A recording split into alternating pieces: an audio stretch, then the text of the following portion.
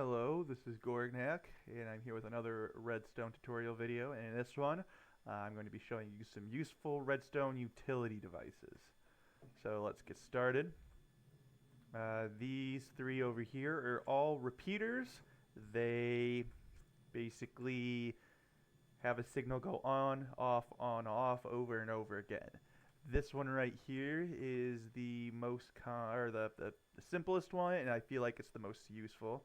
It triggers faster, so you can turn on the repeater by activating the Redstone device, and as you can see, it turns on and off, on and off. And I will actually tell you how to make this real quick.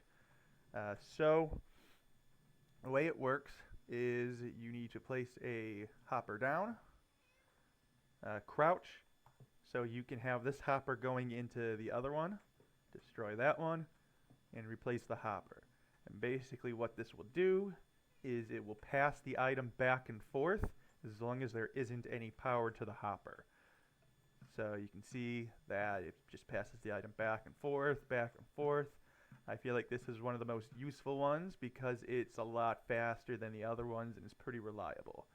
So then you need to put a comparator onto one of the hoppers, Redstone repeater, to amplify the signal because it'll only have a signal strength of 1, and bing bang boom, you got yourself a repeater.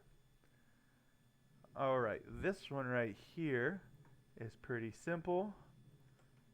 It'll basically go on forever once you start it. So you basically have to put a lever there, you turn it on, turn it off real quick, and if you have enough delay, as long as the signal doesn't feed into itself, it will work like this over and over again. So it's kind of nifty. And then this is the third kind of repeater. It's, as you can see, it's a minecart that hits the detector rail over and over again. If you're going to do this, just make sure that your minecart has enough juice to make it. But this one's a little bigger. Honestly, I couldn't see someone using this because it's a little bulky and it's not as convenient as these other two. But let's move on. Okay, this is the basic work for something that I call a capacitor. I call it a capacitor because it turns on and it stores charge until you discharge it. And I don't know if it actually has a name or not, but if you have a redstone signal with a repeater that ends up feeding into itself, it'll stay on and it won't turn off. Alright, see, that's a problem right there. So in order to make this something that's more usable, we need this setup right here. So it'll be redstone repeater, comparator, repeater, and then another repeater going into the sides. You do need this repeater on the back, otherwise the system won't work. So you turn it on, and it'll stay on until you give it a signal to turn off. It's actually very useful in more complicated circuits, or if you just need something to stay on until you manually turn it off.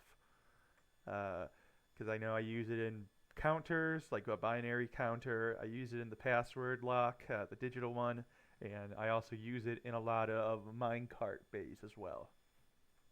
Okay, this is a signal elongator. I use it. It does help a lot when you need to use it in the right situation.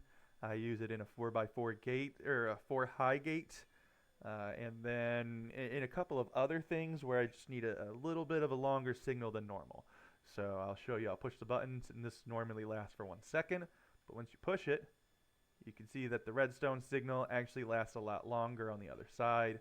It's more demonstrated with this lever, which was on for not a very long time, but the output over here is much longer. Alright, this is a signal pulse, and I like this if you want to turn basically any elongated signal, a signal that lasts longer, and you want to make it very brief. You do need to make sure that your repeater is pulled back a bit, otherwise it works too fast and nothing goes through. So you have to have at least 1 tick of a delay, or you have to pull the redstone repeater back 1.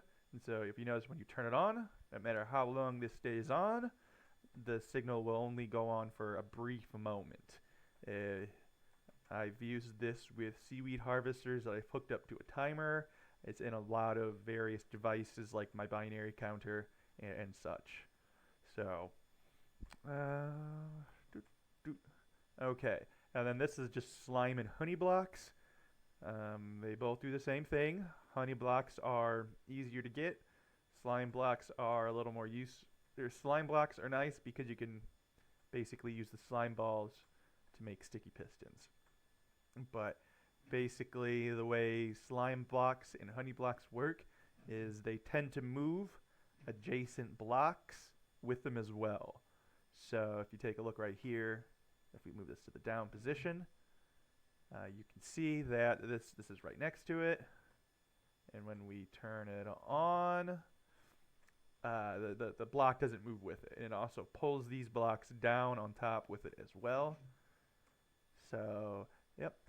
All right, those are the basics of my utility devices. Thank you for watching.